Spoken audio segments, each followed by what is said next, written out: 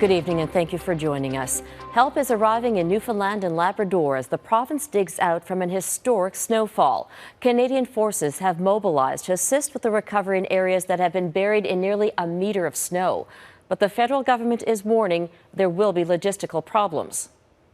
It's times like this, of course, we're also reminded that Newfoundland is very much an island. And at times like this, it makes it even more challenging to make sure that we get the resources in place that we need to get there. A state of emergency will remain in effect until at least Monday in St. John's and other hard-hit communities. But before Newfoundlanders have even had the chance to finish clearing out this pile of snow, another storm is set to move in. Mike Armstrong has our top story tonight. Walking down the middle of this street, Glenn Denine is about a meter off the ground. It's a little tougher when he steps off the road. Denine left home Sunday to see his granddaughter. She was supposed to have a party for her 6th birthday, but like just about everything else in Newfoundland, it's canceled. Now, despite the struggle to get to the door, it turned out not to be working. The only way to get his granddaughter out, come on, was by the window. I got you. You can just lean yourself to me. I got you. Come on. I'm going to slide you out. Little Olivia's father, Josh Denine, tried to keep the door clear during the storm, but lost the battle. Between Friday morning and Friday night, I was out and cleared the doorway away 4 or 5 times before I gave up at it because it was just too much. It was coming down too fast. This was not a normal storm. It wasn't just the amount of snow, but how it was blown about. What it left will take time to clean up. How much time is the question. Snow removal crews are busy and exhausted, but until their work is done, people are stuck. I can't see shoveling out. I can't go nowhere anyway. Nothing open. An official state of emergency remains in effect in St. John's and several other communities. People are still supposed to stay at home. However, some restrictions have been lifted. Pharmacies were allowed to open so people could get medicine, and gas stations are now allowed to sell fuel as long as it's for snow removal vehicles, snow blowers, or generators.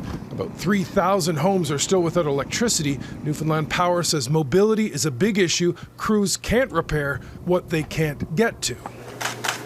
The federal cabinet is meeting in Winnipeg. 3 ministers addressed the storm Sunday. The defense minister says about 150 to 200 soldiers should be on the ground, ready to help by the end of the day. This could surge up to anywhere between 250 to 300 by tomorrow and the coming days. The search continues for a 26-year-old man missing since the storm. Josh Wall disappeared Friday in the town of Roach's Line. Meantime, roads around hospitals have been opened. People can access them as long as they can get out of their homes. Progress, absolutely, but getting back to normal, All right, this way. is still a long way away. Mike Armstrong, Global News. The last thing anyone in Atlantic Canada wanted was more snow, but that's what hit the Maritimes today. People in Nova Scotia, New Brunswick and Prince Edward Island had shovels in hand as the white stuff fell and accumulated quickly in places like Halifax and Fredericton. The snowfall warning has now ended there. Most people in St. John's are still digging themselves out of the record-breaking levels of snowfall that buried them this weekend. As we reported earlier, the military is mobilizing to assist, but for now, it's neighbor helping neighbor. The Weather Network's Chris Murphy is there to give us a little perspective on the snowy situation. All right, well, you clearly see today it's all about the big digging out. Look at the size of these snowbanks. It's unreal. I have never seen this as a result of one storm, maybe back to back to back. We call this, that's the cavalry right there hooking up the power. Now they've done most of the larger grids. Now they're just working their way down the line and trying to get everybody there. But as we just take a little walk here, I mean, for all we know, there could be cars under these snowbanks, but those have been digging out. I've also been noticing a lot of people helping each other out. So people have been asking me, yes, it's record-breaking. Is this an unprecedented storm? Well, we actually get storms like this, or storms similar size, almost every year. It's just this year, it was St. John's turn to get hit. It just hit the sweet spot. We call this a weather bomb. And that what happens is that the barometric pressure plummets at least 24 millibars in 24 hours or less. Essentially, it means that it's like a storm, and then it gets injected by steroids. And that's what happened. We had the cold air from the continent colliding with that warm air coming up from the Gulf Stream.